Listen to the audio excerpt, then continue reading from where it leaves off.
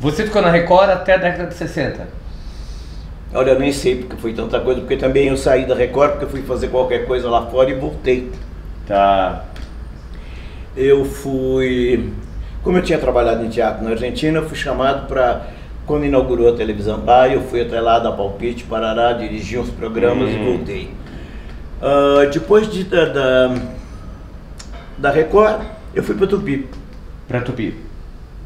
De novo. De novo. Tá. Aí da Tupi, eu fiz o Jardim Encantado, que eu achei que o que faltava no Brasil era programa cultural. Então, era um programa de auditório que fazia fila na rua para entrar, era líder de audiência. E até vou te contar um detalhe. A televisão, no sábado, a novela caía muito. Sabe? Como até hoje, né? Como No até sábado, hoje. mas ela caía violentamente. Então eles queriam tirar o capítulo do sábado. Nesse inteirinho, eu estava já na Macan também, porque eu nunca vivi de televisão. Eu trabalhava na Macan na Ericsson também, eu tinha um negócio de ótica, estava na Macan. E começou um programa na Macan, dirigido pela Vancini, chamado Aventuras de Eduardinho, onde eles puseram um dinheirão, mas eu não tinha nada que ver. Aquilo foi para 4, 5 de audiência no sábado. Aí eles me chamaram e falaram: você não pega para dar um jeito nisso? Eu olhei e falei: olha, eu vou fazer a minha moda, eu passo a escrever e a produzir. Certo. E Aventuras de Eduardinho começou a dar uma audiência tão grande que segurava o capítulo da novela de televisão. E é por isso, por causa do Eduardinho, que não se tirou o teatro, a novela do sábado. Isso nós já estamos falando de Excelsior, né? Ou não? Isso já é Excelsior. Já né? é Excelsior. Mais ou menos você Agora, chegou no como eu Excelsior... comprava horário, você entendeu? Eu ia ver o melhor negócio. Claro. Isso nós já estamos falando de 64, 65, por aí. Tá. Foram muitos anos. Eu trabalhei para a Antártica com exclusividade durante 10 anos. E aí eles patrocinavam um programa que você definisse? O que eu convencesse eles, né? Tá. Mas eles acreditavam em mim. Que bom. Qual é a grande diferença que você sentiu? Você pegou uma Tupi no início, você pegou uma Paulista no início, uma Record no início. Parece que na verdade você está aí no início de todas elas, né? De todas elas. Eu sempre inaugurei as emissoras, praticamente. Quando você vai para a Excelsior tem uma política diferente. Ela foi pensada já como uma televisão industrial e tal. Qual é a grande diferença? Olha, a Excelsior era uma organização sofisticada.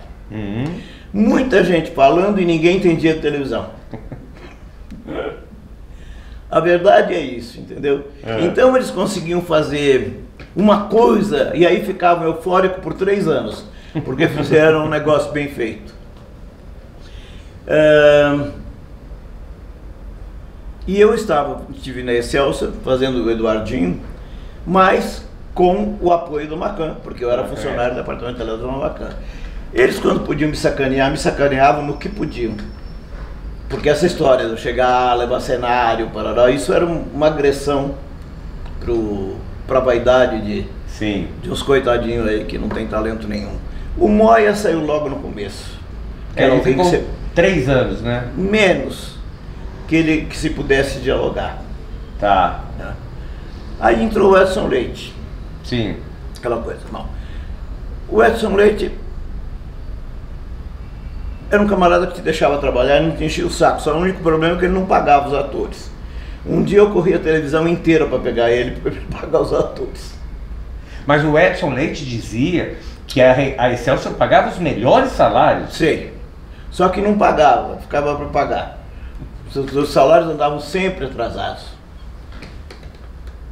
Agora, o esquema dentro da Excelsior, você tinha mais recursos? Era uma emissora que te dava mais recursos? Olha, na verdade, os recursos que eles te davam era cenografia, elenco de apoio que você podia usar, câmeras e luz. E mesmo assim você tinha que de vez em quando comprar luz para reforçar a iluminação. Tá. A mesma coisa foi o Canal 7, e a mesma coisa, todos dão a mesma coisa. Então é uma luta com o departamento de cenografia, porque o cenógrafo quer o mais rápido possível para montar e nunca tinham cenógrafos interessados naquilo. Eles pegavam um espetáculo por ano que eles faziam com o maior cuidado para ganhar o prêmio e depois dane-se. Então, como eu te contei, eu tinha uma serraria em casa, eu fiz Eugênia Grandet, tinha uma carruagem que balançava, a carruagem chegou desmontada na televisão, eu montei e pus para funcionar. Agora, a Excelsior tinha um elenco bem maior do que Tupi e Record, né? Não. Não? Não. Você podia chamar muita gente de fora para pagar cachê. Até um certo ponto vocês não reclamavam.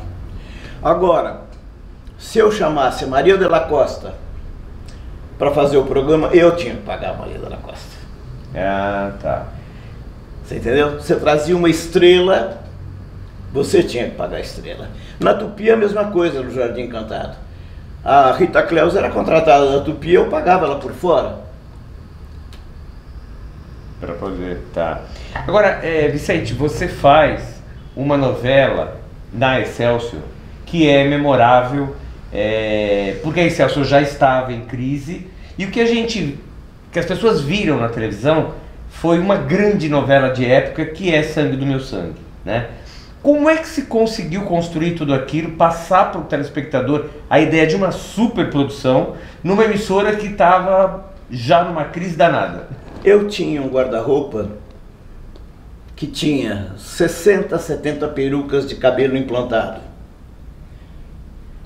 Eu tinha um guarda-roupa de época imenso. Porque tudo que eu faço, desde o Guarani em 52, eu fiz guarda-roupa, peruca e tudo. Então, 80% da roupa fui eu quem forneci. Tá.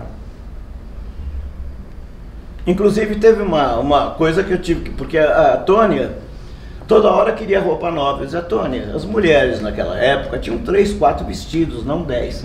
Não, porque sabe, eu sinto. Aí eu chamei o cenógrafo e falei, faz um camarim para Dona Tônia, no estúdio, dentro do cenário, e a roupa que ela usa pendura no camarim. Chegou uma hora que ela não entrava no camarim. Agora, você conseguiu em Sangue do Meu Sangue... Vou te contar uma coisa do Sangue do Meu Sangue. É. A sacanagem com o Sangue do Meu Sangue foi tão grande que uma novela de 240 capítulos teve 4 externas. Porque o seu Zara usava a externa para fazer 10 vidas. Sim. Agora, a novela impactou muito pelo texto, né? Porque era uma coisa diferente do que se via normalmente na televisão. E pelo grandioso elenco, né, César? E aí foi a minha briga. Hoje, quando você fala do elenco de Sangue do Meu Sangue... Você sabe como é que foi? A Ivani escalou o elenco dela. O outro horário, que era da televisão, escalou o elenco dele. O que sobrou eu peguei. Mas você pegou os melhores? Não. Eu só trouxe de fora a Tônia Carreiro, o Coco, que era contratado da Lintas, que eu era obrigado a usar, tá, porque ele era contratado da Lintas, e a Fernanda Montenegro, que era contratada da Lintas e estava emprestado para Colinos. E eu não queria nem que a Fernanda viesse, porque a Ivani era muito minha amiga e ela contava com a Fernanda. Então fizeram tudo para a Fernanda ir para a novela da Ivani. E ela foi, não, nós pagamos essa mulher, ela tem que usar. E o resto, os grandes papéis, foram feitos por gente que eles não davam a mínima. Anissete Bruno. Anissete Bruno, quer dizer, não, Anissete ele tinha o seu valor, entende? Mas eles tinham aquelas estrelitas deles ali que... então, esse pessoal, não existe muito mau e muito bom ator, sabe? O que existe é texto. Sim. Você com um bom texto sempre acaba sendo um bom ator. E eu não escrevia o personagem para minha cabeça, eu escrevia para o ator dentro da personalidade dele para fazer o personagem. Comenta-se muito, César, que Que Tanto você que houve problemas, por exemplo, quando tinha cenas muito importantes, eles me telefonavam para dirigir. A direção original era quem? Do Avancini? Não. Não. Era do... Não. O primeiro diretor foi o... Trocou um monte, mas deixa eu te contar. O primeiro diretor, esse senhor que está na... Reinaldo Buri. O Reinaldo Buri. O Buri, Ele começou os primeiros capítulos. Depois entrou Gonzaga Blota. Depois entrou Henrique Martins. E por que tantos diretores? Isso era problema da emissora. Aí eu não podia... Você entendeu? Você não pode interferir em tudo. Claro. Como é que surgiu a ideia de Sangue do Meu Sangue, Cécio? Essa ideia veio porque você achava que era necessário uma novela de época? Eu estava preparando uma novela atual. Eu tinha 20 capítulos de uma novela atual. Aí a televisão falou, bom, Os Estranhos é no futuro. A outra é atual, precisa ser de época. E eu transformei em uma novela de época em 10 dias. É verdade. Agora, como eu tinha lido muito sobre o Segundo Império, porque no Jardim Encantado eu fazia o Saci e a coisa fazia entrevista com personagens do passado. Então eles tinham entrevistado a Princesa Isabel, que quem fez foi a Laura Cardoso, Dom Pedro II, Dom Pedro I, Castro Alves. Eu fui para lá no DOPS, né, com Castro Alves. Falando em DOPS, fala-se muito que você teve muitos problemas com os censores na época de Sangue do Meu Sangue. Não. Era a emissora sacaneando. Então, porque Os Estranhos foi um fracasso. A outra coisa foi um fracasso. Então, o dia que teve a Profissão de Penitentes, que eles passavam se batendo, mas você não via sangue de ninguém, eles aproveitaram e conseguiram passar para o horário de cima.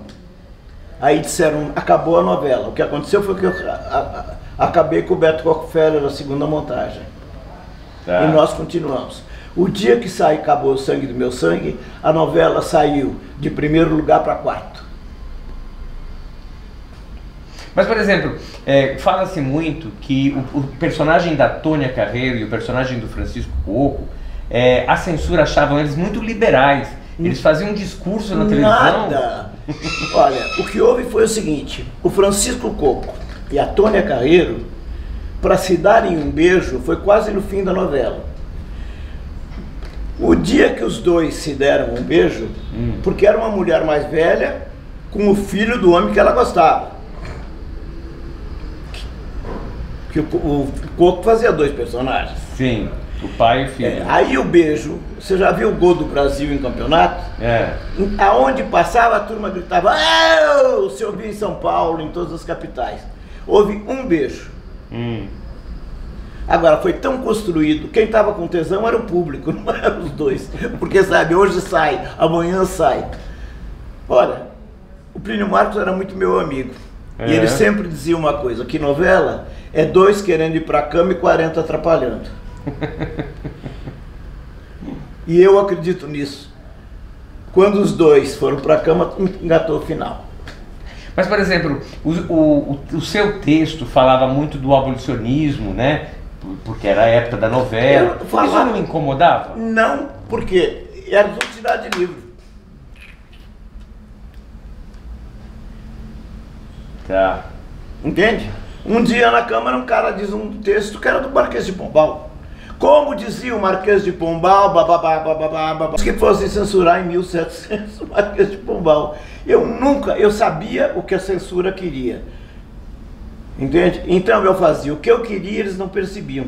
Porque também a censura não era nenhuma mentalidade brilhante.